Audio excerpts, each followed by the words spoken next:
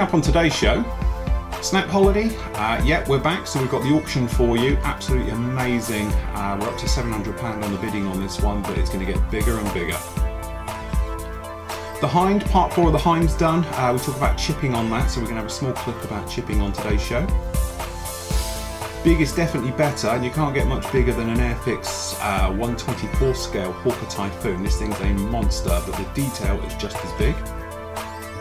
Barbecue time. Yes, it's Flory members barbecue this weekend, so we're going to just have a quick recap of what's happening there.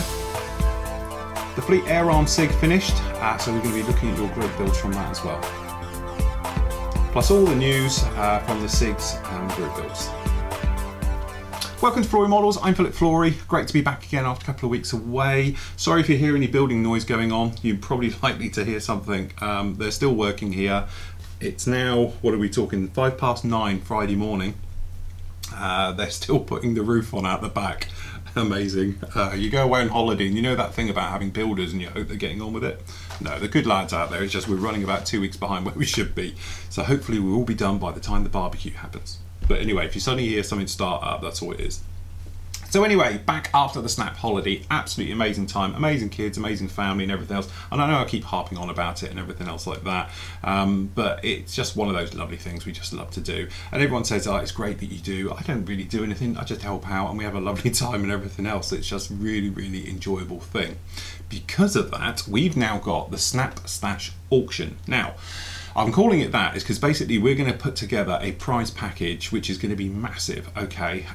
So we're basically going to give you a stash with all the gear you're going to need as well. So, you know, in this you're going to have all your materials, paints, glues, fillers, things like that, all the sanders, washes, you name it, it's all in there. There's going to be a video in a moment which you're going to have to watch, and I'm going to list everything in that video. It's added to, again, already I've got 3 more kits to go on that list. We've got Western Whirlwind, we've got an F-16, we've got some other vehicle thing, I can't remember what it was now, to go into that list, so I need to update the site. The bidding's currently up to £700, which is absolutely phenomenal. I would love to get this to 1,000. We get this to 1,000, I will be absolutely over the moon, okay? But as I said, it's a great thing. It's got a few weeks to run, okay, and it's going to be absolutely amazing. So anyway, here's the Snap Stash auction.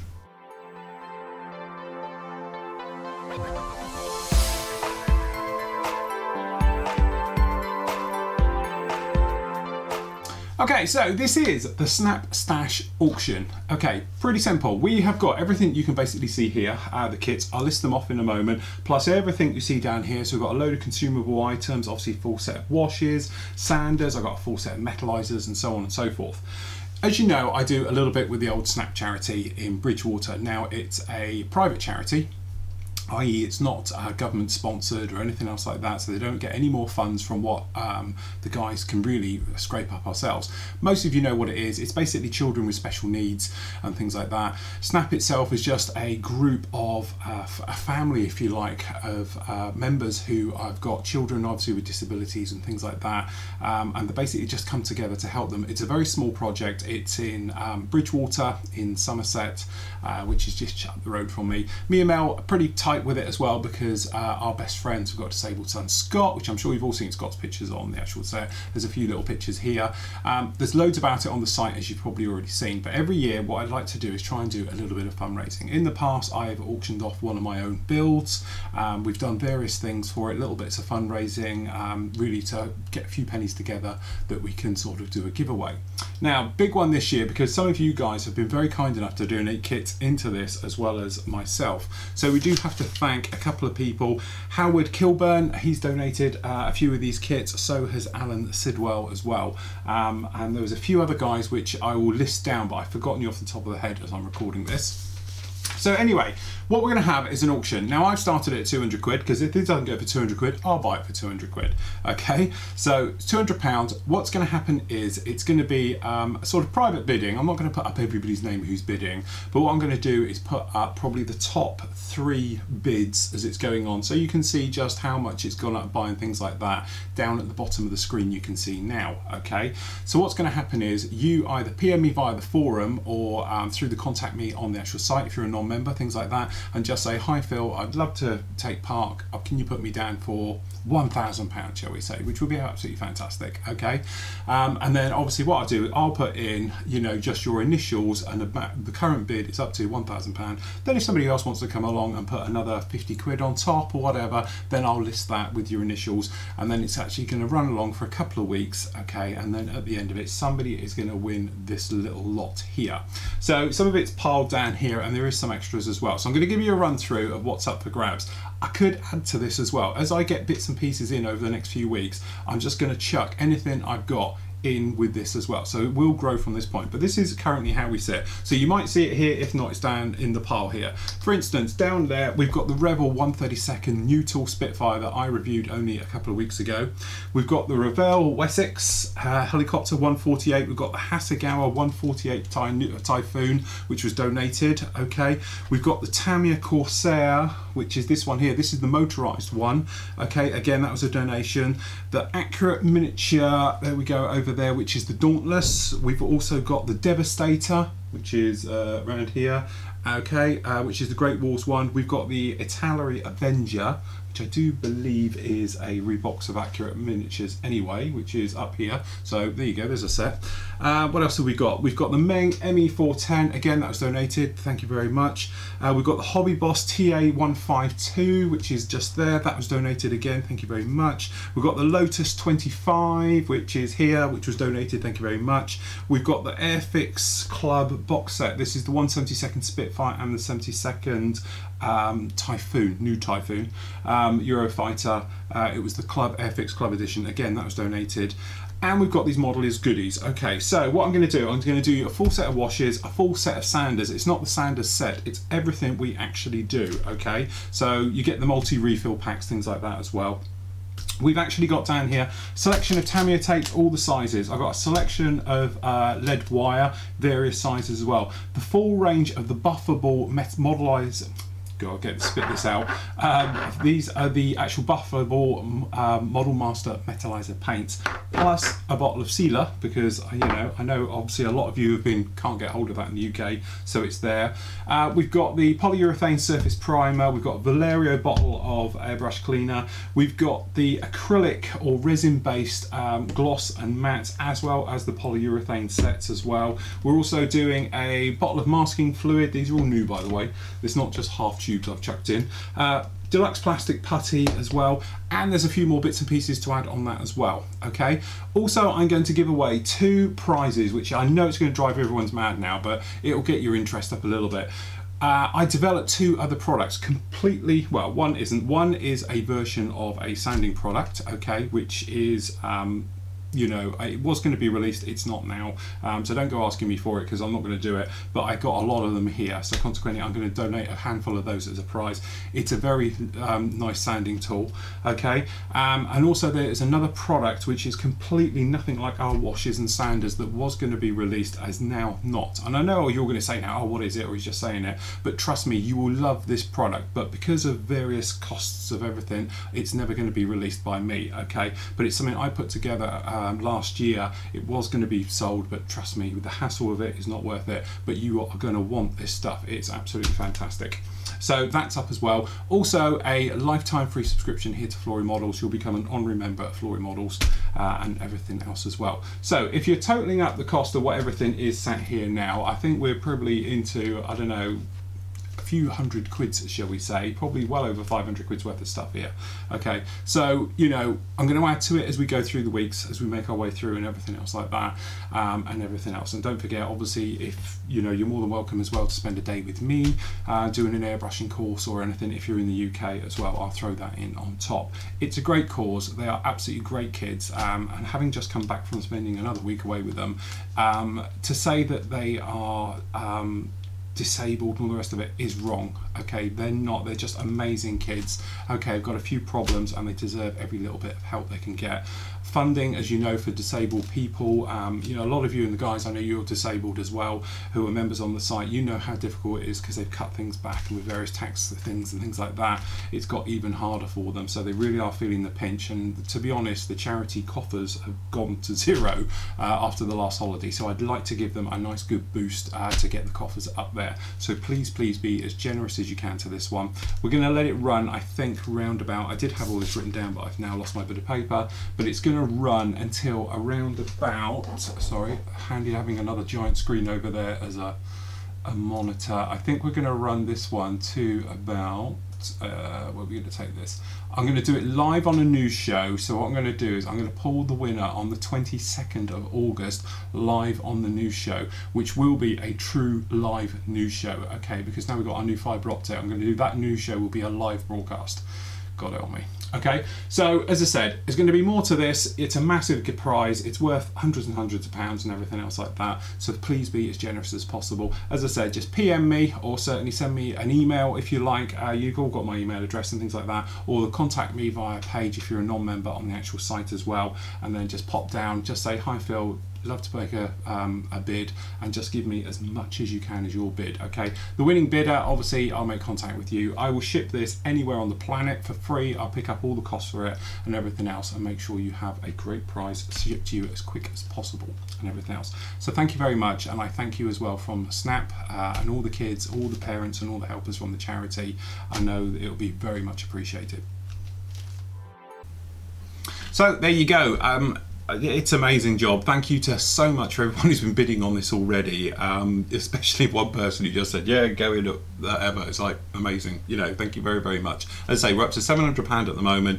If I could get it to 1,000, I'd be over the moon. That's my goal for this one.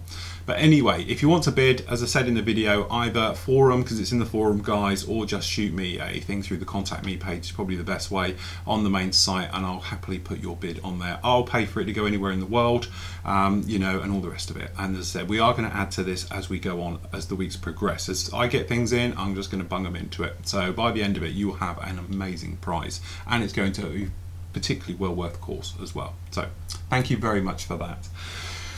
The Hind, as I say, I'm waiting on paint for the Tornado, if I'm honest. I don't want to use extra acrylics. I don't like using their stuff, if I'm honest. So I'm waiting for some gun stuff to show up. I've ordered it direct from Japan because I can't find that particular colour in the UK. As soon as that comes in, we're going to get the painting on with that. It might turn up next week, so next week's show we might be on with the painting of the Tornado. We're going to talk about actually doing this sort of, you know, the camo work, where I'm going to be using worms to do it, because I want that semi-hard edge side to it, which you can't really get with freehand. Okay, because that tends to be how the RAF ones were done. In the meantime, we've got part 4 of the Hind build. Now this is really turning into quite something else. Absolutely loving this one. We're going to work through the interior, and we're doing it in sections, so I'm showing you how it's actually going about. Now, as I said, this particular build, I'm not showing you how to glue bits together because we all know that, but I'm trying to show you in detail various sort of subsections of it. So this particular part 4, we're talking about, we talk about putting the rotor head together and rotor sag, but the main part of part 4 is talking about chipping and how to do chipping effect using things like chipping fluids, hair lacquers, things like that. Okay, so I've done quite a sort of a detailed thing about showing multi-layer chipping and how to do it in one, so you don't have to keep doing hundreds of layers and everything else like that, but also how to give very subtle chipping effects, and we talk about various ways of doing it. So here's a quick clip. Right, okay, so you've got your paint on there. Obviously we're going to leave that a little bit to dry because we want it to totally dry off. Now the thing is, you can go out now and buy what they call chipping mediums and stuff like that, and to be honest, I have a bottle here. This is the Vallejo's chipping medium. I think there's lots of different types out there. Basically, it's a either a lacquer, okay, so you could use things like an hairspray because it's just lacquer, or an automotive acrylic lacquer, something else like that. That's what this is. This is just acrylic lacquer. All it is a very hard shell effect of clear coat you're going to be putting on. Now, you could use just a gloss, okay, and things like that. The ones which are specific tend to be a little bit more harder, shall we say. They're more resistant, they don't get wet and then, you know, obviously just come apart and everything else like that. So by using, you know, perhaps a bought one, you might get a better effect than using just a standard clear coat of Future or your normal glosses you might use, okay? Because the thing is, when you wet those, they might slightly lift as well. But what you're trying to do is make a shield coat completely across, so when you come in with your paint on top of it, you're not going to scrape through this stuff to get to the underside. And by wetting it and using a stiff brush or a toothpick or something else like that, or a cocktail stick, going around scraping at it, you're not going to take the bottom colour off and go down to the actual plastic underneath, okay? So it's just giving you a layer between. So what I'm going to do, I'm going to use the chipping medium here. All you do, let that dry, and then you airbrush 2 coats of this, as I do. 1 coat you can do it, but I prefer 2 right the way over everything. So that's what I'm going to do. I'm literally going to let this dry, give this 2 coats of it, then we can come back with our top colour, which is over there, and we'll show you about how to do it. Okay, so dried this one off, as you can see. So this has got the chipping fluid on. As you can see, it's very reflective. Quick tip, if you're putting this type of stuff through your airbrush, immediately clean it out. This stuff is designed to go rock hard, so it's not going to be soft like you would do if using future other acrylic glosses. The whole point of this, it gives you that sort of eggshell effect that you can work with. But if you leave it in your airbrush, as I've done in the past, you come to use it and it'll be rock solid. It takes quite a bit of cleaning. So remember, if you're going to put it down in small areas, always best to hand paint it. If you're doing an all over effect like I'm doing here, then you can airbrush it. As soon as you finish, give it a clean out with acrylic cleaner. Sometimes it's even worth giving it a bit of like an enamel cleaner as well, just to make sure you get it all out. Then come back in with acrylic and away you go.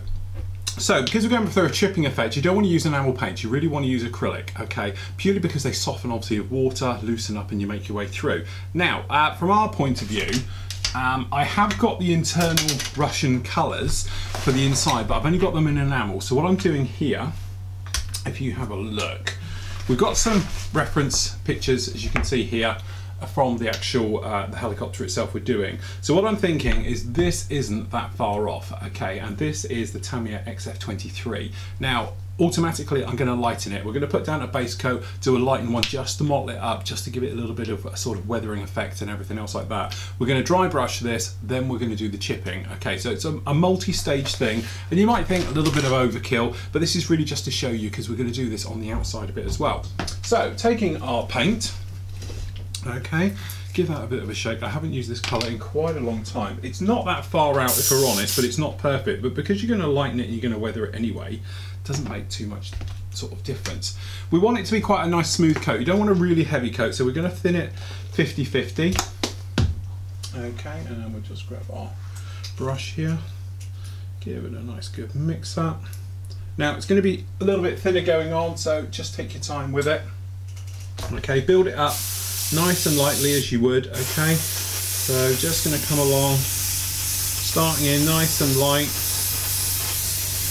down this back. Remember, all the wiring and everything else we're going to do afterwards. So if you like, you know, well, you can see this on the back here. See, we've got some dark shading. You can obviously use it to your advantage, okay? So thin your paint a little bit, high air pressure, and just build it up, slight layers, and you can give yourself a sort of mottled, weathered look without actually having to lighten up your colours and all the rest of it. Now, this inside bit, as you can see here, where it changes from one to the other, it does tend to be like this in real life. Looking at references, it looks like they just sprayed the floor and nobody masked anything. So I'm going to sort of recreate that as well. So we're just going to do up the sides here, all in, just trying to make it all nice up in there. And we want quite a nice smooth layer right the way over as you make your way up and down, just like that. Then we're going to do exactly the same for the insides. Now the fuselage sections, exactly the same. So I'm going to use the bigger, softer brush because we know it's chipping exceptionally well. So again, we're just going to brush it down over some of this metal work. Okay, and then what we're going to do is basically dry brushing, just to give us that sort of torn off look to the metal work. So hopefully you can see what's happening here. It's like dry brushing, but you're actually taking away. Okay, so we're going to give it a little bit more stick just in these areas, just to start to cut in. Now these windows get obviously things hanging out of, like AK-47s and stuff, so we're going to give it quite a heavy dose around there. Okay. The other door, to be honest, I've already done, just scraped it. So what we're trying to do is pull it in the direction of the actual scuffing. So hopefully you can see it like that. It gives us that nice, well, camera looks in, just this type of effect. Okay, we're not, as I say, I know I say it a lot and it's one of my favourite sayings really, but we're not trying to change the world here. It's an overall effect we're trying to gain. So by doing something like this and using a slightly softer brush to do this sort of chipping effect, hopefully you can see, especially down in these areas like down here, you get that sort of quite a natural look to it. If you were trying to do it with a pencil, or if you're trying to do it certainly with a cocktail stick, you're so precise, it's very hard to get a random look. And this is what we're trying to do here. We're trying to get an extremely random look to give us that sort of natural weathering and everything else as we go through. So when we put these areas together, something like this, hopefully you can see what we're trying to achieve now as an overall effect. Okay, so sort of get in there, all right, and to go right the way through it. And remember, as soon as you start to think, hold on, I think I'm overdoing this, it's probably about right and you should stop, okay? So we're just doing this back guy. And as I say, it's not that you're having to do anything specifically, it's just a case of keep digging at it. Okay, and that gives you your sort of just a gentle chipped look, just like this. Okay, so what we're going to do is pop down to these legs, little chipping down in there, on the front, sides. Okay, and it's one of those things that actually is quite an enjoyable process. Just finding a way of holding it.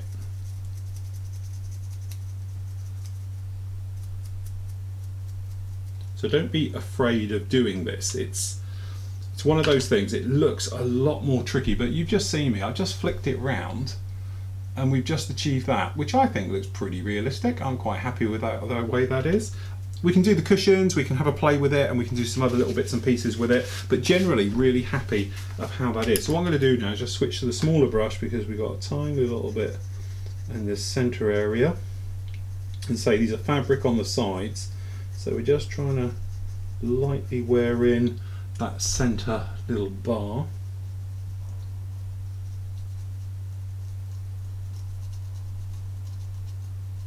Okay, just a little bit, just like that. Tiny bit more bit around there. Flipping around to the other side. All good. And as I say, don't overdo it. The bit where you think, hold on, I should stop now, that's when you really should have stopped a few minutes ago. But hopefully you agree, by using that darker colour, it's given us a very nice sort of looked, chipped effect to it, like this. Okay, with no real problems at all. Really happy with how that's come out. But you might think when you're first doing it, using a massively dark colour isn't going to work, okay, but it's one of those things, there's a little bit of trust comes in now that, you know, you think, okay, I'm going to put in a really dark colour and I hope it's going to be okay, and it actually is. So let's just seat this little guy in here. So there we go, that's in there now, and as you can see, it gives us our rear cabin looking pretty good. Okay, and it's got that sort of nice heavy type of look to it. We've got to do some other work. I'm going to go around, I'm going to do these other bits down here and everything else and continue chipping away at it for another sort of, you know, a few minutes yet before we sort of come back to this. But generally really happy how that has actually turned out, really like that. So obviously members, you're going to get the full half-hour high-res version of that as well. So we're going to talk about obviously a little bit more in depth about chipping and techniques and things like that, but that covers the basics of it. It's one of those things, chipping is just like dry brushing. If you're too heavy-handed with it, i.e. you don't knock all the paint off your brush, it's the same with chipping, you'll just take all the paint off and you're going to end up, so you want very nice sort of subtle effects. So you get that effect of like wear and tear, perhaps troops backs with harnesses on, things like that, and webbing on, so it takes little chunks of paint out rather than great swathes of it missing. So when I did this top area like on this guy, it was more to show you guys about it, you know, rather than certainly, you know, obviously trying to give an effect, because that's going to be all covered up and you're going to see it anyway by the time the engines are on it. But as I said, it was one of those things to show the technique, and certainly down inside the actual fuselage, full members, you'll see this one we actually did down in here. So we've gone in and give sort of hand rub marks, as well as around on sort of, you know, raised surfaces, things like that. So as I said, it's just a general thing about chipping. Hopefully by the time we are next week, this thing will be together. As I said, the rotor system is all together now. I've got all the sub assemblies all done in here. The engines, as I said, they're all completely finished, ready to be plumbed in. So really all the subsections are good to go now, so we can start literally coming along shortly and start plumbing all these guys in. These little tabs, I can't work out if I like them or not. It's great because it holds it all in place, but boy are they annoying to line up, like in there. But no, generally it's pretty much coming along, really enjoying it. It's going to be a big old beast. And I know all you lot are concerned about now is this. So, all right, I'll put you out of your misery. If you haven't seen the review on this one, obviously it's a 40-minute review. I can't ignore it. It's a big kit, it's a big review and everything else like that. If you haven't seen it, love it. If you've seen it, just skip forward 40 minutes now. But basically, this is Airfix's brand new, very big 1/24 scale Hawker Typhoon. We've been on about this one for a while now. Got really excited last November when we obviously saw it at Telford at the IPMS show, but certainly it is living up to its expectations.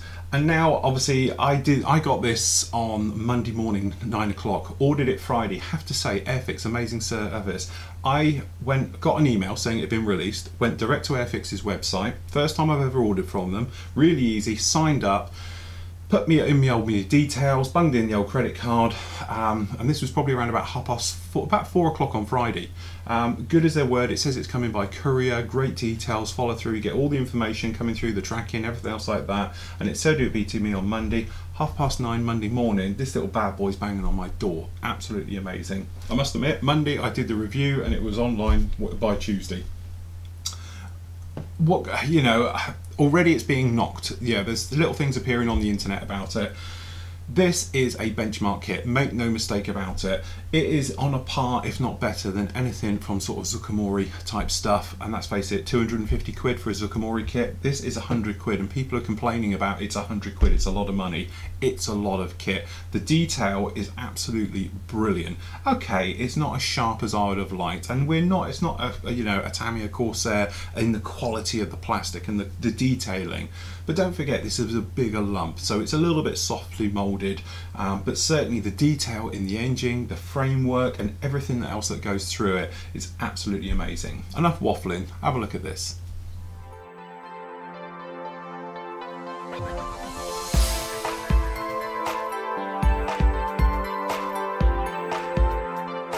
Okay, kit review time. What have we got? We've got something we've been waiting for a long time. Now, this is the Airfix 1/24 scale. Yep, that's right, 1/24. Hawker Typhoon. This is the Mark 1B. Now, bit of a backstory on this. Airfix have released some stuff in 1/24 before. The Mosquito, I think, obviously from a new generation. Everyone got quite excited about it and started to jump up and down about a large scale Mosquito. And then I think a lot of people suddenly thought, yeah, but that's going to be huge, where are we going to put it? And I call these type of models what I call dining room table models, because that's where they're going to spend 90% of the time. And then they're going to get pushed out of the way come Christmas or any time you have a meal. Because quite frankly, no display cabinet I know of will ever fit one of these types of things in it. Anyway, next thing you know, it sort of went down, and a few were built, but not many, I think, going around the show circuit, things like that. And certainly when they said doing a 1/24 scale Typhoon, everybody immediately thought it was the new Typhoon and everything else, as in the Eurofighter. And then obviously a lot of people thought, hold on, 1/24 scale, it just doesn't make any sense. And then quickly it came out it was going to be the Hawker Typhoon in 1/24. Now, this particular kit, or aircraft I should say, has been around in other forms and over the years, but nothing, you know, it's been superseded really and bypassed a lot by the Spitfire, obviously, things like that. But it's a cracking aircraft, okay.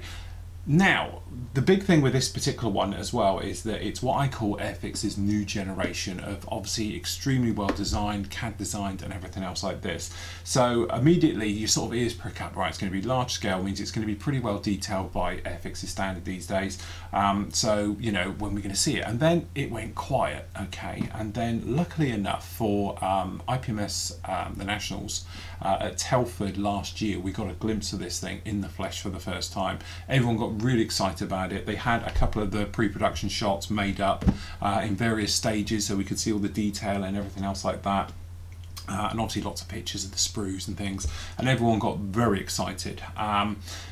Obviously the price was being poked around back then, and they were quoting around about £80, and I think obviously realistically we knew it was never going to be 80 quid. I bought this particular one from Airfix direct on Friday on its release, and I paid £99.99p free shipping. It's quite a large lump, so that's not too bad at all, and everything else like that. But as I said, it's not a cheap kit, but it's what I call a big, you know, sort of kit that you're going to take a while with. The aftermarket guys no doubt will be jumping on this one as well, so I think it'll be one of those builds you do over a while, and it's going to be your showpiece post. So, but anyway, that's enough of the waffling on about it. As I say, got released on Friday. Here we are Monday. It turned up as good as Airfix said it would be, next day delivery, so Monday for me and everything else like that. So if we have a look around the old box, as you can see, looking down, great artwork, as I say, amazing artwork that Airfix have done recently. Lovely weathered aircraft. Okay, I don't think it'd ever fly that low in its life, but certainly it looks the part. Little symbol down here we've got for the D-Day, obviously the 70th anniversary, so we've got the 70th anniversary logo down here. Some of the markings you can imagine. So quick run round the box. We have, as you can see down here, working across, we've got some of the aircraft with the markings. We'll talk about those in depth at the moment. Okay, and on the back we've got, which is quite a nice touch again, some of the actual aircraft and obviously some of this CAD type stuff, as you can see down here. These are the sort of things we saw at the show, but as you can see on the close-up there, we've got some nice CAD work giving you an idea of what you're going to get right out of the box. And then if I just slowly pan around here, we've got some build-up models that have obviously been built, okay, and in the markings that you get out of the box. Okay, so we're talking of which, we'll just go through them here. We've got here DN252 Zulu Yankee November 247 Squadron. These are all obviously going to be around the D-Day markings, as you can imagine, so they're all going to be sort of 1944, 1945 type things. Okay, so down on here, as you can see, we've got 440 Squadron, Canadian Air Force. Okay, and then over on the other side, I need a bigger desk. We got two more over here. Who have we got down here? Which squadron is this one? 212 Squadron, okay, 1944, and then down here we've got, who's this squadron? 245 Squadron, okay, down in there, and it's got a shark's mouth. Don't like the banding, but I love the shark's mouth. Alright, so you can see it's a little bit different having down here. Obviously we've got some things about obviously the operations it was used and the bases it was on and everything else like that. As you can see, we are still sealed. Okay, none of the seals have been undone yet, so I actually haven't been in here. So without further ado, let's have a look to see what we get in the box. Okay, so in the box we get, off with the lid. Get in the lid, okay, pop it down there. I won't put it down there because it's going to obscure your view. Okay, very loosely packed. If we're honest, extremely loosely packed. I'm used to sort of Far East kits now. They tend to do a little bit more with them. So certainly you get things like obviously bracing and packaging and stuff like that. It's quite floppy, but the bag's pretty much chucked in here. So you've got quite a stuffed full bags in here, as you can imagine. So if we just do this, it's going to wiggle that camera around just a little bit. All right, so we have a look for the instructions first and work our way through our usual way of doing things. Bags are all stuck to each other. Everything else, I'm not going to rip anything apart here, but we're going to cut this guy off. Okay, so what do we got? We have, this is all pretty well stuck together here. Where's my knife gone? I've lost my knife. Good start, here we go. So, in one. Okay, so decals we'll look at in a moment. We have here, in this little guy here, technically a book. So, if we just peel our way in through some of these layers and we can get into this, we'll be alright. Okay, so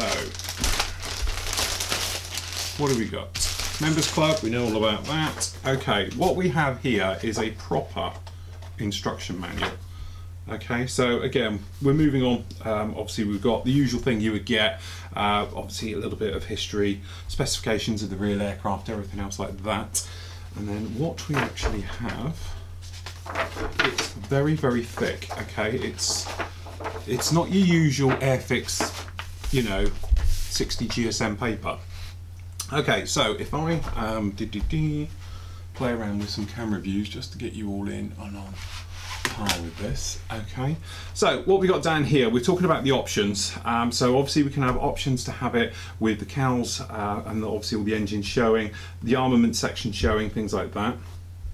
Option 2, you can have just the top of the engine showing, obviously armament in there. Obviously you can play around with all of these. Option 3, closed up completely. Okay, this is going to be in different languages. I've just tweaked why it's all like that. Okay, so we're going to work our way through and have a run through the actual instructions, and then obviously we can take it from there. So making sure you're all still in frame and everything else, because we've camera views everywhere. You're going to get a lot with this particular kit. Obviously I've seen just the CAD views like everybody else, and I've seen them at Telford, so this is the first time of looking through here, so I do apologise if I make bad call outs and things. But anyway, looking at this structural work, we do have a lot of structural work going down here. We're talking a lot about angles and that, which is a nice touch. Okay, so we've got a lot of framework for the engine mounts and obviously the cockpit, the wing spars, big old wing spars going through here, again a very nice touch. And it's nice to have these overhead views as well, just so for your peace of mind you can look at it and say, okay, well, I think we're at the right angles, we've got them all in the right place. Okay, and working our way through. So it's quite complex in here, but the instructions are pretty good. They're very nicely laid out, showing you exactly how it's all going to go. And then obviously we've got down here, I presume this is the underside where the rudder pedals go on. Engine mounts and things like that going in there. Or is that the rear cockpit? It's hard to tell at this point. Okay, I think it might be the rear actually. Section going in. And then as you can see, lots of this framework going in, which is going to make up a lot of detail. It's going to be one of these aircraft which unfortunately you're going to lose a lot of this detail as it goes in. But as you can see, the seat going together, nice colour work on this seat as well, so you can see exactly how it goes in. Talking about your distances, 2.2 mil, you know, really? Does it have to be that accurate? Okay, so we've got the armour bulkhead even behind the cockpit. As you can see, it's a complex piece that actually goes in and onto the framework. So immediately we're looking at this as in the detail is going to be there. Okay, I don't think the aftermarket people are going to have much work in here if this all goes together correctly. Talking about harnesses, obviously if you've got your pilot figure, you don't have to, things like that, so they're going to go in there. The cockpit, obviously with the panels, the controls, things like that, all being installed into this gorgeous framework. Okay, and making your way through. Okay, control column and the throttle system going in, the seat cushion. The pilot looks horrible, if I'm honest, looks like a two-part old one. Okay, talking about how the seat position is and things like that going in there. The actual pilot, so you can put his hands on the controls, so obviously you put your arms in afterwards if you're going to have him in some type of in-cockpit display. Okay, and you've got the bottles, the things, the instrument panel, two-part instrument panel. There's no sign of decals in there at all, so I don't know how that's going to work. Okay, in fact, I'm just wondering, I'm presuming R2 is going to be a glass part, so we've got nothing in there at all. A little bit odd. Okay, we'll look at that more in detail in a moment. More framework going in. Then we're moving on to this engine. Now the engine is one of those ones that looked absolutely stunning at the show. So looking at this, putting it all together, as you can imagine, it's all going in. You've even putting in, unbelievably, the hose lines and everything else. Now, are we talking this has got a motor in here or something? It is. It's actually got a motor. Now, does the motor come with a kit? Again, I'm going to have to check this. You might notice all my reviews, I don't go out and look at other people's reviews. I try and do it as much as I can, a bit like my films. I don't like to watch other people's reviews. I like to go and see a film and I'll merit off my own merit rather than anyone else. So excuse me if it has, and everyone's going to say, well, I told you it had a motor in it. Anyone knows that. But it looks like you've got a motor going in here. Into this block of the engine, all the details going on, the superchargers and everything else like that. Then this engine being mounted in. Then you're going to be putting all this plumbing in, which is nice because it's separate, showing you from the different angles how it all goes in. Okay, and all the way through. So that's a very nice touch. So although it's completely very complex in there, I keep meaning to get two sheets apart. It's not, it's that thick. Okay. Again, as you can see, all these parts going in there, all these little bits going all round to make you up a stunning looking engine all the way through that. Really, really nice. Okay, then we've got the actual air scoop coming up, the supercharger underneath. Talking about the distances, it's got to be 30.7 mil, really? Okay, 90 degrees I can go with. I'm putting all these different parts in, talking about obviously different types. Going into these and all the way through. Opening up the holes, again, funny sizes on these things all the way through. If you're going to have the motor cable installed where the cable needs to come out and all the way through like that. Obviously, if you gear up and down and all the way in, I suppose we've got a motor on it. It'd be great to have it in flight. Horrible, those blurred props, never worked for me at all. Okay, more framework going into the inside. So you've got the wing spars and things like that going into the wing. We saw that in the CAD work, and certainly for the test shots as well. It is a lovely looking thing. Okay, all of these going through, as you can imagine, very, very nicely done. The guns itself is talking about drilling out the ends of them, which is a real shame you have to do that, I must admit. Would have liked to have seen it opened up. Talking about these guns being fitted into them, obviously the ammo boxes, things like that, gives you a great level of detail. We've even got to build the fuel tanks for the fuel tanks and the wing system to go in there. Even more sparring and ribbing for the insides of the tops of the wings, if you like, how they're going to fit in, for the wheel wells even. And then we're putting onto the wing tips. It looks extremely complex. Okay, and it's talking about here of not putting the internal in of those. Perhaps you pop them in afterwards. Okay, going right the way through. We're getting little bits here with different variants. I'm wondering if other variants are going to be coming along. It's a shame we never saw it with certainly the Mosquito. Okay, so now we're to the point where you've done all that beautiful work. It looks stunning, it looks amazing, and now you're going to cover it up so nobody will ever see it, which really seems a shame. But then I'm not a fan of those clear fuselages. To me, they are horrible as well. So, you know, I don't know. Buy two. There's my plan for this. Buy two. One as a frame, complete skinless one. Okay, and then do one as, you know, obviously all done up in flight with the prop running. Brilliant. Okay, so we're talking about obviously the various bits going on in here to cover up all this gorgeous work. So you've got the sides of the fuselage halves. After you've done all of that, it just closes it all up. Okay, and then going in. Okay, and then usual thing, split on the SIG, but I presume it's going to be following a panel line, so that's not too bad. You can do a quick rescribe of those. I'm hoping these exhaust stacks are all hollowed out, which would be a nice touch because it looks like they're single pieces. Okay, running right the way through, all looking good. Talking about gluing the top on and the back in and everything else like that. That's all pretty good. Talking about having the actual radiator doors open as you're making your way through. Okay, control surfaces, they are not movable, although it says here, you've obviously this tab must move a little bit. Okay, so you can have positionable control surfaces as well as positionable trim tabs as well as positional rudders, which is a nice touch. Talking about having those ammo doors open on the wings we saw earlier, a little bit more detail going into the wheel well. So we've got some hydraulic lines, brake lines, things like that all being fitted in here. You know, obviously the I don't know if they're nitrogen bottles or whatever they are in those. Okay, hydraulic lines all going in, the gear itself, be interesting to see what the gear is. Okay, and going through, we've got weight on wheels by the looks of it, which is a nice touch. Bulged weight on wheels as well. Okay, all the way through, doors going in, obviously tail wheel up and down as you'd expect. Different degrees, so you've got 18.3 degrees or 19 degrees. I'd like to see who gets that correct. Okay, and obviously you can put the flaps up. Just noting what these parts are, looking very nice. So we've got the inside of the door, how you're actually going to have it. Or sorry, the inside of the panel on the side. So this goes up to the front. Funny way of doing it all. Let's say it all looks very good. Weaponry, as you can imagine, drop tanks, rockets, and obviously freefall bombs going in. Talking about the prop now, so it's talking about how the prop's going to go in. I assume it's just one position fits all in there. Then you've obviously just got your step for getting on board, things like that. A couple of the aerials showing that they're slanted.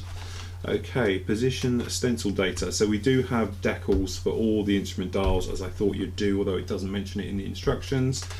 Doing the pilot, stencil data positions, and then we've got a little bit about each of the aircraft and the markings it's in, which is quite a nice touch.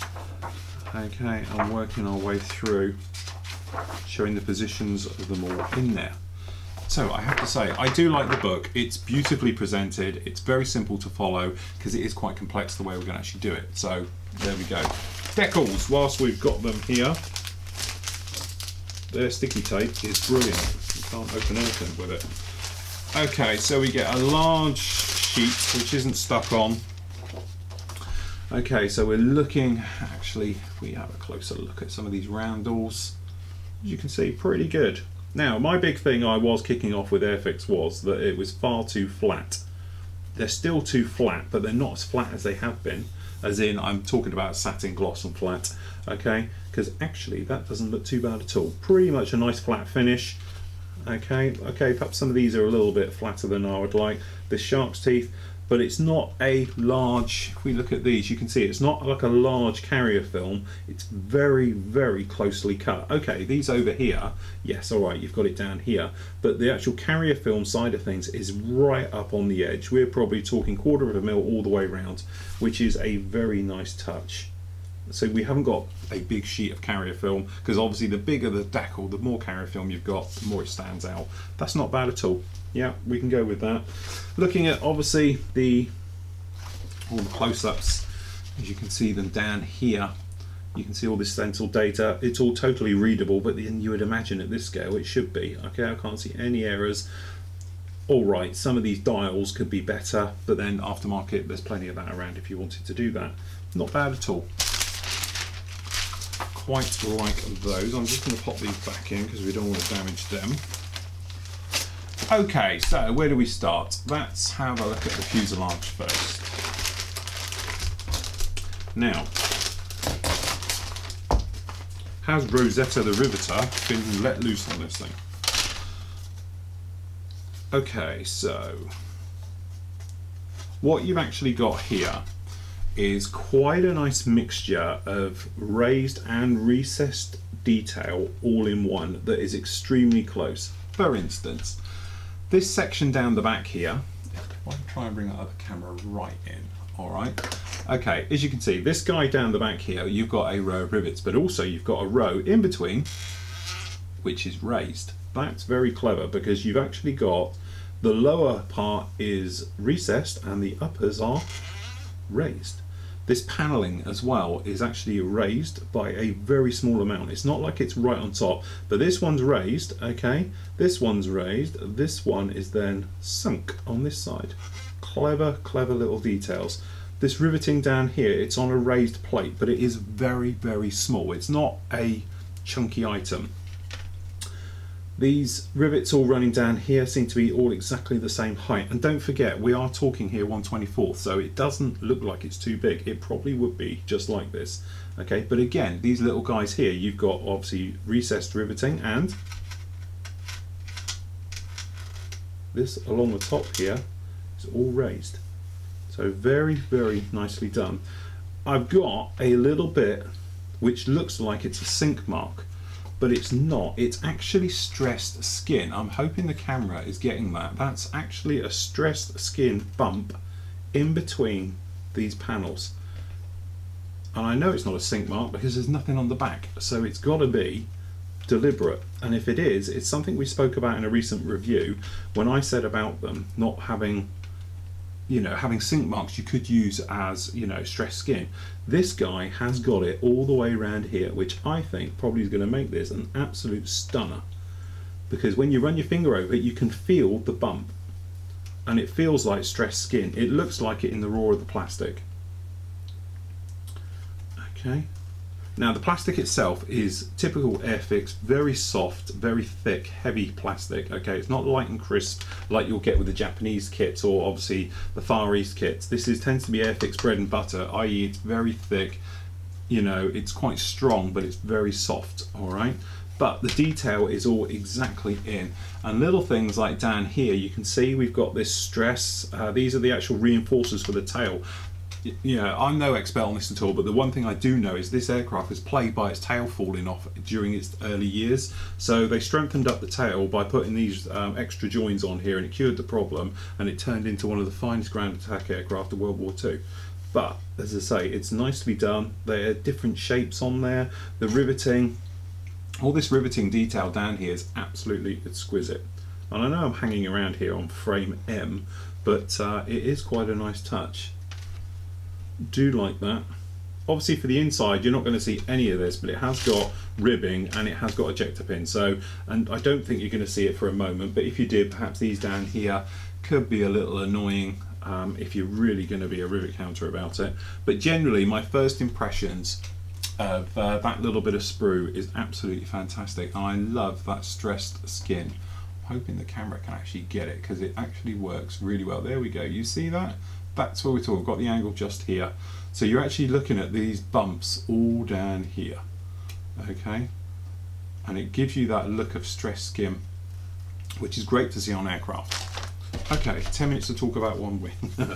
Okay, so loads of rivets, as you can imagine, but again, I am loving stressed skin, and it's got tons of it galore all down here on the bottom. You can see all that, all these lumps in between, all this stressed skin. Absolutely love it. First time I've seen it on any kit, and it's amazing. I was only talking about it the other day in another review, saying wouldn't it be great if they did stressed skin?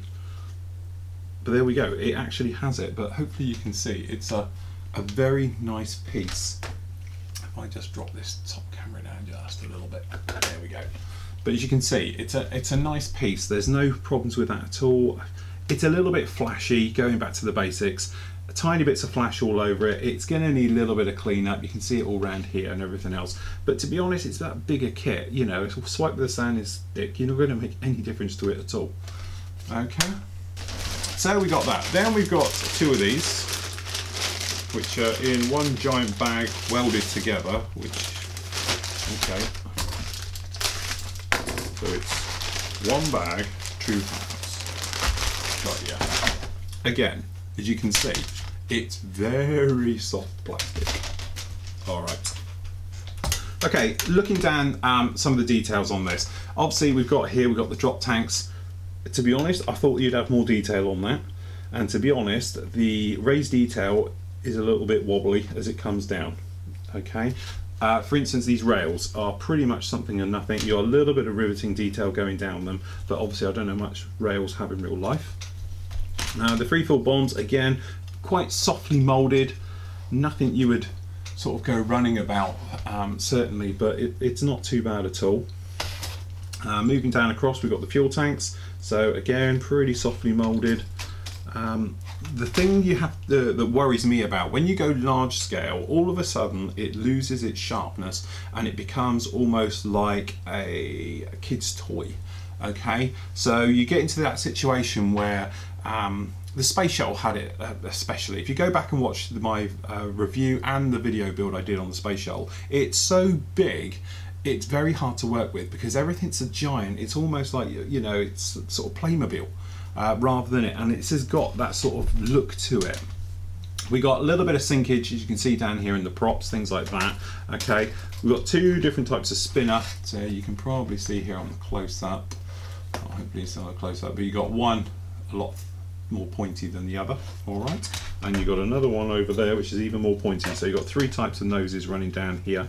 I didn't see that in the instructions, so it might be for different variants. Flipping it over, ejector pins, obviously on this scale you're going to expect to have them, but certainly we've got more details going on down here as we work our way through. But again, not quite as flashy, that particular sprue. Now the other one, which is the rockets and all the details like this, okay, you can see, so we've got some bombs, you've got the actual, the pylons themselves, working it really round, you've got the sway braces, you can see some of those rockets here as we're having a look as we're making our way around. The other side of the rails, which were, to be honest, aren't too bad at all, okay, and it's just rocket after rocket after rocket, and they're in two halves, so they might be a little bit of a pain to get together, but generally don't look too bad. Okay, again, it's big, very, very big. Okay, tops of the wings. So again,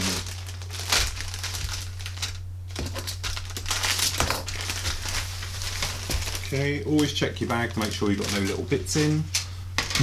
Okay, top of this wing. So again, I'm now in love with this kit totally because it's the little things that I love. Again, stressed skin all over this guy.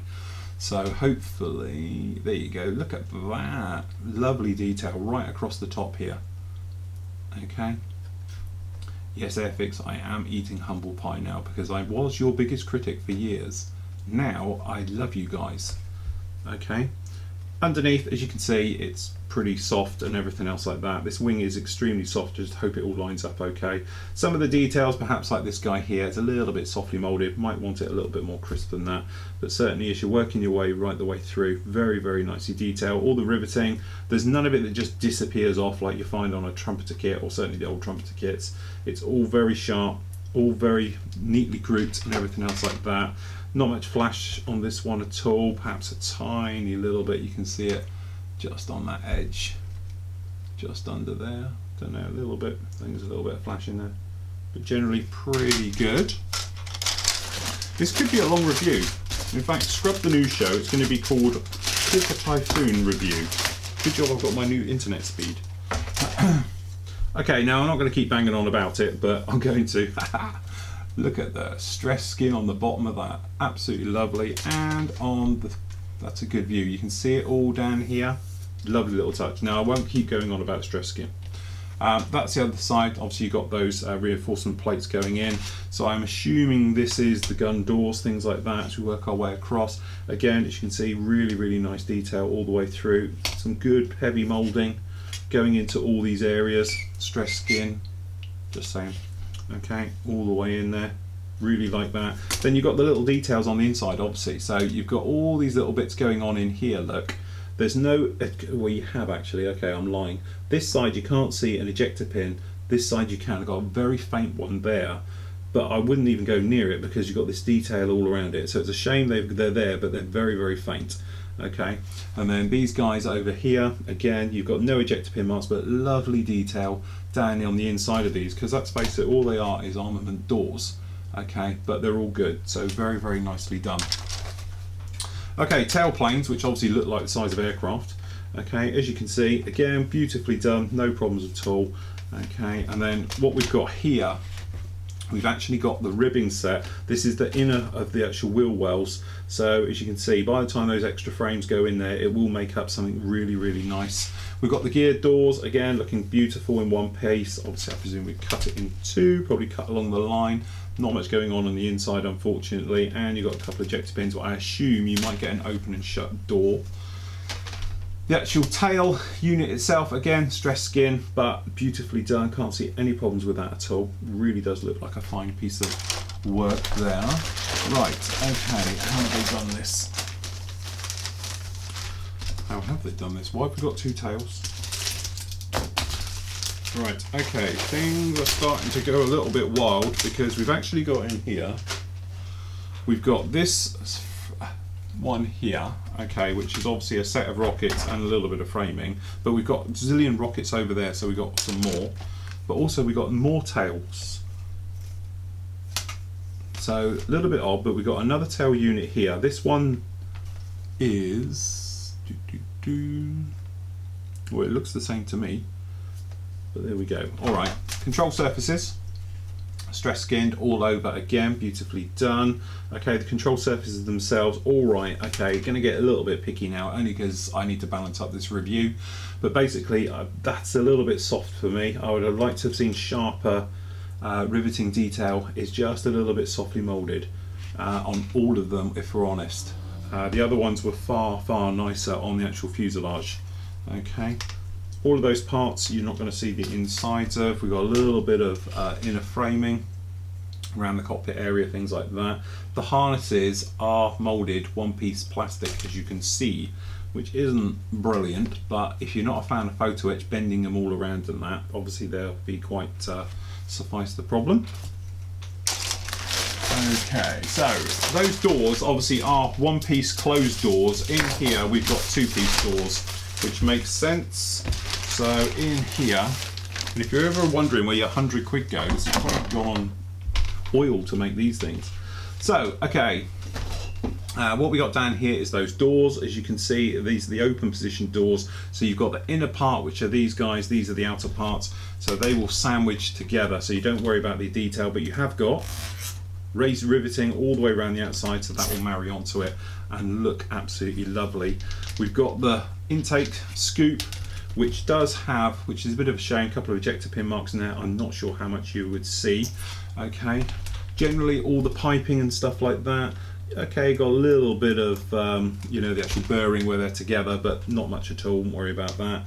Going through, so we've got this riveting and grid detail, quite a nice touch and everything else. All the hoses, hydraulic lines, all these bits and pieces, as you can see, as we're running right the way around with them all. Okay, absolutely exquisitely done, plenty going on, and it's nice that they're just sort of coiled up and stuff. Okay, it saves them to do it all with a lead wire. Okay, alright, again we can be a little bit picky. Perhaps this is a little bit softly moulded. Would have been nicer to see that a little bit sharper. Maybe a photo etch one, something like that would be a nice touch after that. And it's the same with these suspension travelers as well. They're just a little bit softly moulded. Would like to see them a little bit sharper. But again, these sort of, you know, hoses and wiring looms, things like that, there's a little bit of flash to them, but not much, not that you'd ever get excited about. Okay, and everything else. Now we're moving into engine territory. Okay, so we'll start with a good bit. The cylinder block itself, again, it's just a little bit softly moulded and things like that. Those exhaust stacks we were talking about, I hope that's nothing important falling off. Double check it, go in the box anyway. But these exhaust stacks, as you can see in here, they are not hollow, so you're going to have to drill them out if you want to. Okay, wheels themselves, weighted wheels, again just a little bit soft, and I don't know if you can see it just down in here, got a little sink mark in there. Okay, again, it's being picky, but it's good everywhere else, and it is a £100 kit, so I can be picky. Okay, so looking across, as you can see, we've got some of this detail, pretty good, all of it. Supercharged down here, going in there. Okay, so we've got some details in here as well, again pretty good all the way over. We've got obviously the fuel injection lines, things like that going down in these. Quite nice touch as we make our way around the sprue. Again, pretty good stuff. Okay, which end do you open here?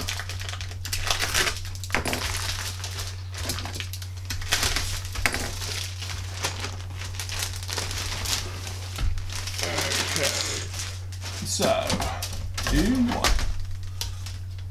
control surfaces again, and we've got, did it have closed ones? Just checking here. As you can see, looking at all the sort of control surfaces, you make your way around them, all pretty good as we'd expect. Stress skin and that's we're getting bored with now, but everything else, these are the details which are going to go in the wheel wells. Again, a little bit soft, you might just want to re-drill them out just to sharpen them up a little bit.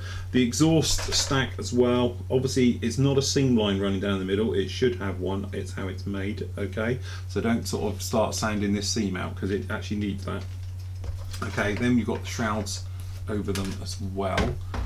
Just generally little things that are slightly annoying, like, you know, we've got ejector pin marks inside the flap system. Obviously you've got the flaps deployed, you're going to see this, so you're going to need to take care of those. It's a shame they're in there. Okay, but generally not too bad at all. All the ejector pins everywhere else are all pretty flattened down and everything else like that. Making my way through. Okay, some of the wing internal details. Okay, so we've actually got here, if we come across, this is for the wing section, and I'm guessing, you know, these are large ejector pin marks. Alright, you're going to cover it up and not see it, it's just annoying they're in there. And even this one here, we've got a flashy ejector pin, you know, it's got a little bit of plastic on it, things like that. Okay, but I know I'm being picky now, but, you know, as you say, prerogative. Right the way through, again, we've got the harnesses, things like that, nice little touch. Nice little details down inside these as well, with the wiring and the raised riveting. So to say, this is raised riveting and a mixture of raised and recessed. Going through, again, pretty weak is these guns, because you can see on that shot, that's not just the angle, they are literally that bent. So, you know, they're a little bit, as I say, it's trouble with this soft plastic. Perhaps aftermarket guys will come in with a nice brass one of those, that'd be a nice touch all the way through. But again, it's not being picky, it's just a shame. They're a little bit weak, they're a little bit, again, same with these bullets on the tray, you know, because of its scale, I'd expect a little bit more detail if we're honest. And you are paying 100 quid for it, so if you line it up against, you know, the only thing I can compare it to is sort of Tamiya's, Corsairs, Spitfires and Mustangs. You know, obviously I don't know how the build quality is going to be. Okay, So down in here, now this is all our framing for the actual main part. So as you can see, we're looking at flash and things like that. There is a little bit around it. It's going to need a little bit of a clean up. It's not the cleanest job in the world as you're making your way through. Got the bulkhead there, as you can see, again mixture raised and recessed riveting. Again, the rudder pedals, the actual feet parts for it. Again, the actual pedals themselves a little bit, you know, again, bit flashy all around it, needs a little bit of clean up, things like that to take care of it. Pilot figure himself, as you can see, he's not bad, he's just a little bit boring. Okay, generally not too bad anywhere. It's pretty good all over, you know, and I know I'm being picky with it, but it's a £100 kit. Alright.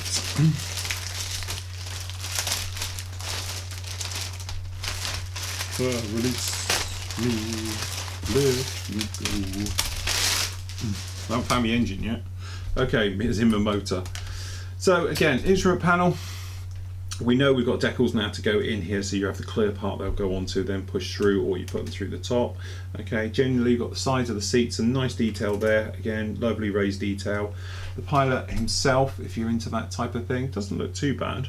Okay, so it's certainly not Captain Slow, so all right. Okay, so going through, we've got the wing spar section. As you can see, those don't look too bad at all, and we don't have. We have on one side ejector pin marks, a few ejector pin marks in there again. It's a shame, but you're not going to see it. Things like the seat, quite nice, the actual way that it's fabricated. You've got lumps and bumps in the actual seat itself as it makes its way through. Okay, we're running out of parts, so your engine must be an optional extra, which I'm sure Airfix would love to sell you that. Okay, so in here, this is a nice touch, something a little bit different. Loo roll. Okay, so now immediately I can see a big problem in mine. I don't know if you guys can see it. Perhaps you can see it. If I catch it right, I can see it by the naked eye, really easy. But I've got like a dip just in here in my glass, so I don't know if you can see that wobble as I go over that line. We're talking about this line here. That's where my lump is in the canopy. You see how it goes from left to right? Everywhere else, look, not too bad. Oh, there you go. You can see it really clearly working off the line underneath. And I've got that right there. That's pretty annoying, because as I took it out the pack, I can see it. It's big. So that's a bit of a pain. So if we try it from the inside, I'll tell you what it looks like when I've over futured and you get a lump. You see that lump? Because if I go over here, nothing. Here, big lump. That's a real shame. Now, there you go, guys. This is where you'll get back to me and tell me if yours has got it or not. If mine's a one-off, then fair enough. If not, that's pretty annoying. But the clear parts are as crystal clear can be. Okay, yeah, all right, you could then go along and say they could be clearer and everything else like that, but they're not too bad at all. By the time I think they've had a dip in some clear gloss, we give them that nice sort of depth to it, they'll be fine. It's nice that they're separate bagged, especially. Okay. So in this one, wrapped in loo roll.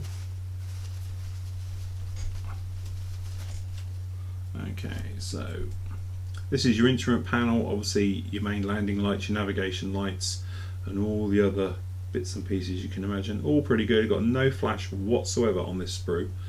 Okay, pretty good. It's a little bit thick, perhaps on the lights and everything else, but they're hollow, these guys just down here, which is a nice touch. So you can actually see everything with these. So you can actually just come in then with either use an end of a bead of plastic, put the light onto it and put it in there, that way it will magnify it through, or you could just literally a couple of drops of the colour in there, alright, and all the way through. So pretty good, not too bad at all. That showing back the canopy, but if it's wound back in the open position you wouldn't notice it. It's only going to be if you've got a crewman set in it, then you'll notice there's something amiss with it. So there we go, it's £100. It's a lot of money as a kit. Okay, this is where I'm torn, okay, because it's a £100 kit. We've been waiting for this particular kit for some time now. Great expectations of it. Seen it in the flesh through the test shots, And I think what it is, immediately I was awed by its sophistication. It's the first time I've seen a kit of Airfix's name come out with a caliber kit of this intensity, as in the complexity, the detail and everything else in there. Have they got it right? I'm not too sure. It's there, but it's not Tamiya, okay? And for the same money, you can go and get yourself a Corsair or a Spitfire in 30 seconds. This is 24th, it's bigger. I think some of my problem is with it is that when you're dealing with Tamiya and the Far East companies, you're used to that level of detail, sharpness, no flash, very little ejector pin marks in the wrong place, things like that. Airfix still have those little issues that they need to sort out, because everybody else can get away now without putting an ejector pin in a flap, okay? Airfix still do it, which is a bit of a faux pas and a bit of a stumble on their part. Is it a good kit? Obviously I don't know, I haven't built it yet. I've seen test shots of it, but there again, it'll be something where pretty rapidly I'm going to crack on with this one. To be honest, I've got 2 big builds on the go at the moment. I'm going to get them out of the way in the next couple of weeks, and I'm going to build this guy straight out of the box, and I'll report back to you of how it goes together. Do I think it's worth it? Yeah, I would do it. 100 quid, I think if you want to wait a couple of months, let the aftermarket guys jump on board. You know, the rivet counters are going to be all over this by tomorrow. As I say, I believe it was released on Friday. This is Monday. You're getting this Tuesday, fingers crossed. And I no doubt the rivet counters will all be out saying there's 10 rivets out of place and it's 3/100 of a mil too long and 3/100 of a mil too short and all the rest of it, so don't buy it. I still think it's a 1/24th scale Typhoon, okay, and this thing is going to be this big, okay, it's not going to be a small lump, it's going to be a big lump. I think do your painting right, do your weathering right on it, you'll have an absolute stunning build straight out of the box. So it's a bit like when people say to me, are Tamiya kits worth it when they're 100 quid? If you're building it straight out of the box, yes, okay, because the thing is, we've done it with 1/48 scale kits before. You'll buy them and then you go and buy the cockpit, the wheel well set, okay, and then you perhaps have some aftermarket decals, okay, and things like that. By the time you've bought that and the kit, there's 100 quid, okay, so I don't see where people automatically slate a kit for being expensive. I think sometimes, you know, you buy into it and then with a little bit more lead wiring, a little bit of scratch building, things like that, you can really improve a kit without spending any more money on it. It's certainly a different kit to work with than what we're used to and everything else like that of Airfix's caliber with all this internals. It's a shame you're going to lose it all, but there you go, that's where your hobby comes in. So you can either, you'll know it's there but nobody else will see it, or you could leave it open so people can see it. I think it's one of those kits which would lend itself really well to having 2, and I know that's 200 quid then, but you could do one buttoned up so you wouldn't have to worry about it too much, okay, and then you could do the other one opened up so people can see what's inside the other one, even though you haven't built the other one inside, okay. But you know, a lot of that detail, that beautiful work with all that engine work and with the guns and everything else, you're probably going to get them on display, but certainly all that nice canopy framing, the wing spars and everything else like that, nobody's going to see it, and that is a real shame with these kits, because as I say, all that effort goes into them and then you lost it, especially like I've built wing ones and they're beautiful works of art to see them on the bench, and then you cover it up and you're like, well, I know it's there, you know, and everything else. So there we go, I'm waffling now. I would go and get one. If you want my honest opinion, I love it. I think the stressed skin is something the hobby's been needing for a while, and as far as I'm aware, they're the first company that's jumped on with it, and to Airfix to be in the lead is absolutely lovely to see. I'm sure everybody will start doing stressed skin from now on, and everything else like that, but certainly on this type of aircraft it'll work exceptionally well. I think the weathering with it will work really, really well, and everything else to give you that classic warbird heavy look to it and everything else. So there we go, the Airfix Typhoon, 100 quid, go and get one now. So there you go, go and grab yourself a kit. I have a feeling, take my little top tip here, if you haven't got one and you see it for under 100 quid, grab it right now, because I already have spoken to a couple of traders, guys in the trade, who have not got their full allocations of this particular kit. What that means is that they're running out, okay? There will be another batch, but they're saying roughly around about September before they're released. That's if they actually do. We've heard this before with them with other kits where, oh, there's more coming along, and then they never do. You know, that's why now the Mosquito goes for stupid money, and things like the TSRs in 1/72, they vanished, you know, and then, you know, obviously done a Reeboks now, but certainly that means they go for mega bucks. So if you're thinking about it, go and get one, because I have a feeling, give it a year's time, you're not going to be able to find these kits. They're going to sell out so quick, and they're going to go up in value on eBay, and they're going to sting you for it. So there we go. Go and get one. We will be building it. Give us, I reckon, 3 weeks. I'll have everything out of the way, and then I'm going to really smash into this bad boy and get it done. I'm going to do it completely out of the box, but we're going to use a lot of the techniques we've been using recently. So obviously chipping, so we'll be doing lots of that, fading, bleaching, staining, and everything else to give us an absolutely fantastic kit. And if I can get hold of one, I might even do a second one and open it up and have one as opened up, one as actually in, maybe even in flight, hung it on a stand, something else like that, because it is that good an aircraft to do. Anyway, talking of amazing detail and everything else like that, we do have to say John Smith has finished his, what's it called? It's an IMCTH0. This is the 132nd one. This is one of those kits which we've seen recently, and I absolutely love them, so I keep putting them up. But the detail is amazing because they are photo etch skeletons, so there's no skin on the actual aircraft. It's all the internals, but it's all made of photo etch and white metal parts.